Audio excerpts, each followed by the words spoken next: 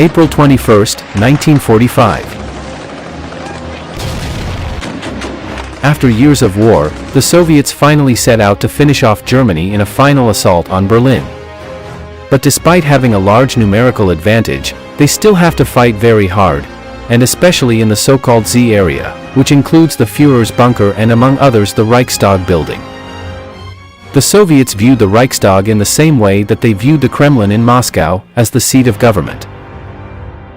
But actually the most important building in Berlin was the Reich Chancellery with Hitler's bunker under its garden.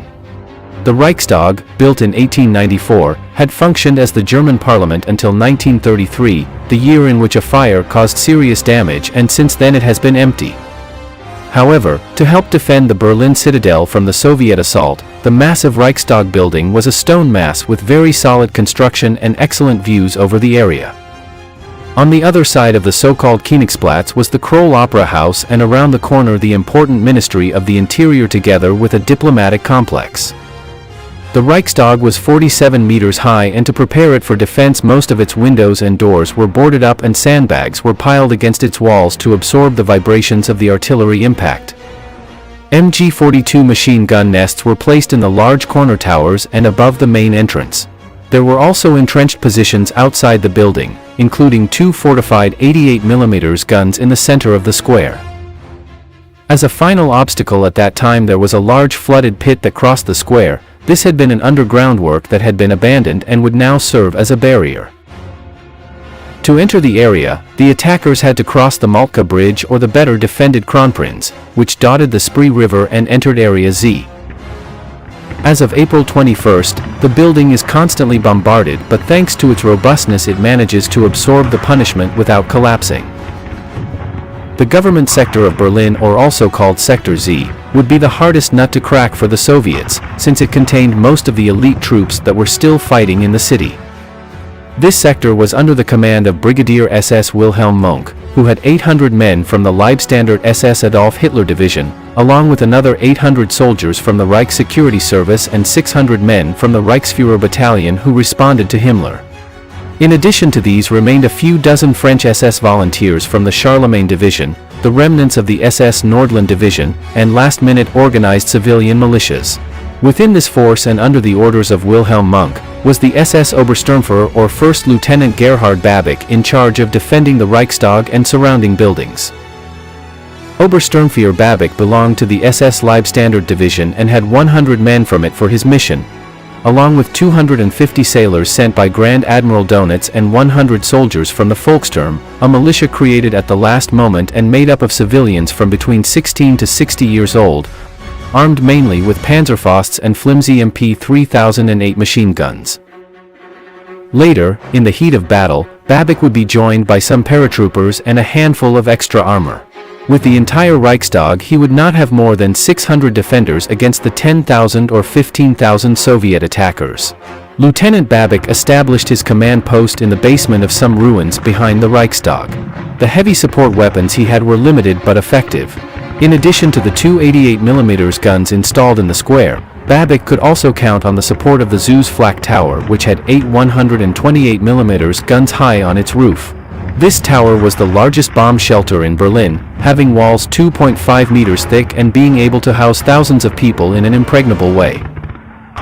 Being 2 kilometers from the Reichstag and having permanent radio contact, it provided forceful protection. In fact, this tower could not be destroyed or taken over by the Soviets, and rather had to be surrendered due to the lack of water and the overpopulation inside. Towards the end of April, Stalin had informed his two front commanders, Generals Zhukov and Konev, that capturing the Reichstag would mean winning the Berlin race from the Americans.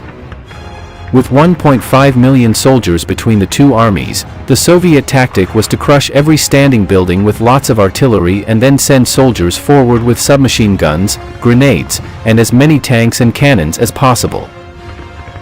Using this tactic they had reached the bank of the River Spree on April 28, 1945. Ahead of them was the Maltka Bridge, with the route to the Reichstag passing between the wrecked buildings of the diplomatic headquarters and the Ministry of the Interior. The vertical banks of the river meant that the Soviets had to cross the river via the bridge and advance from there. The Soviet 79th Rifle Corps had 3 rifle divisions of 3,000 men each, and the 23rd Tank Brigade was also there to provide support. Before the assault, a storm of explosions raged in the Reichstag and the surrounding area. The ground trembled, the earth jumped, and the defenders waited nervously for the final attack.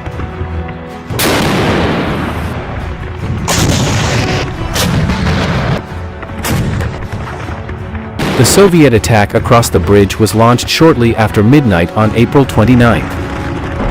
By dawn, the best parts of the Soviet rifle divisions had already entered the diplomatic corridor with their submachine guns. German guns on the Zoo Tower, 2 kilometers away, went into action against the Soviet artillery supporting the rifle divisions and any Soviet tanks that appeared on the horizon, causing much damage and destroying part of the bridge.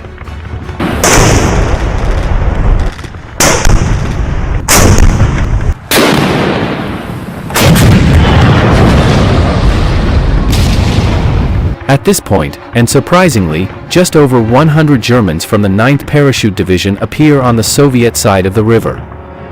Fighting their way across the bridge, some managed to join Lieutenant Babik in defending the Reichstag. At 7 a.m., the Soviet 150th Rifle Division assaults the Ministry of the Interior. But it was so large and so well defended by its meager 100 defenders that it would take until 4 a.m. the next day, April 30th, to fully capture it.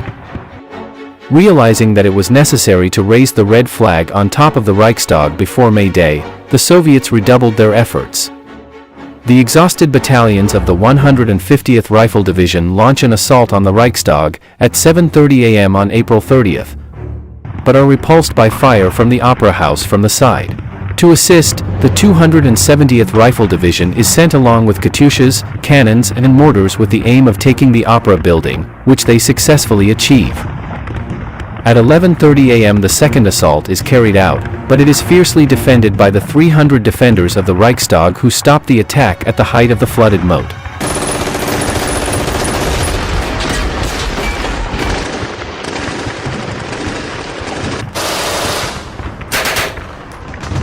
At this moment, Lieutenant Gerard Babik radioed for reinforcements, and surprisingly a handful of Stug's tank destroyers and a 70-ton King Tiger from the SS Nordland Division appeared to the south of the building.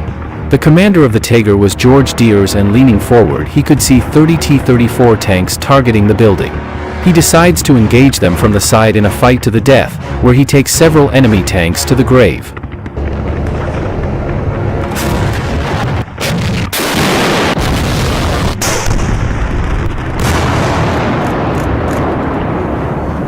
But a Tiger and a handful of Stugs could not stem the Soviet tide, and once again the attackers tried at 1 p.m. Having now entered via the Kronprinz side bridge, the Soviets gloat over victory. But this time the huge towers of the zoo scatter the attackers with devastating fire, preventing them from reaching the Reichstag.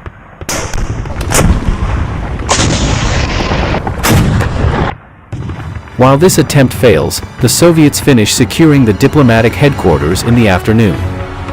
At 6 p.m. and as night fell, the final assault began with the support of tanks that were firing at the building to open a gap. Shells rained down from all sides and the wounded numbered in the hundreds. Stalin personally followed the course of this assault since he had given the order to plant the red flag before May 1st, Labor Day, throughout the planet.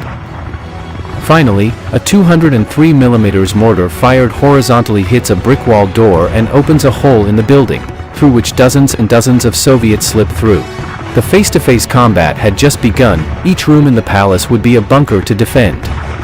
Grenades and screams echoed off the marble walls as smoke obscured any attempt to see what was happening.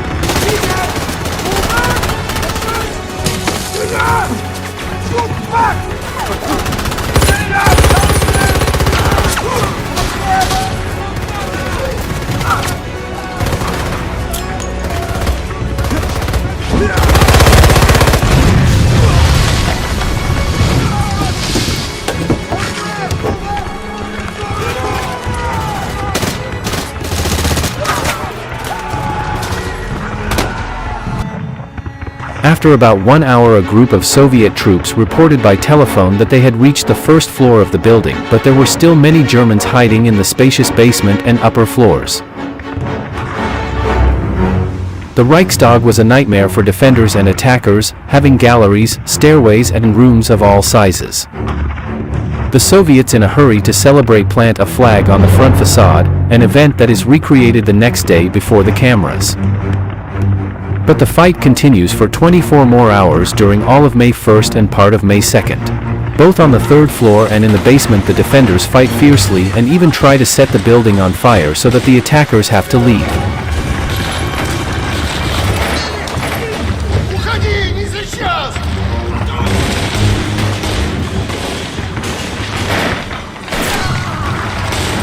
In the final moments, Lieutenant Babic together with some troops from the Leibstandard Division, fled to the north, escaping with their lives. On the morning of May 2nd, around 100 exhausted defenders already out of ammunition surrendered to the attackers. For them and for Germany the war was over. Soviet casualties in the Reichstag area in those 2 days of combat were around 2,000 men and several dozen tanks. After the battle, thousands of Soviet soldiers celebrated by writing victory messages on the palace walls, many of which remain to this day. As for the Reichstag building, after the battle it was left in a state of ruins, taking advantage of the starving German population to plant vegetables and potatoes in its surroundings. Around 1954, the authorities dynamited its dome, but in the 1960s it was partially restored, to be later completed by the English architect Norman Foster and to function again as Parliament in 1999. Thanks for watching the video, and if you liked it, consider supporting us from some of the platforms available in the description, so we can keep bringing this quality content more frequently. A warm greeting and see you in the next video.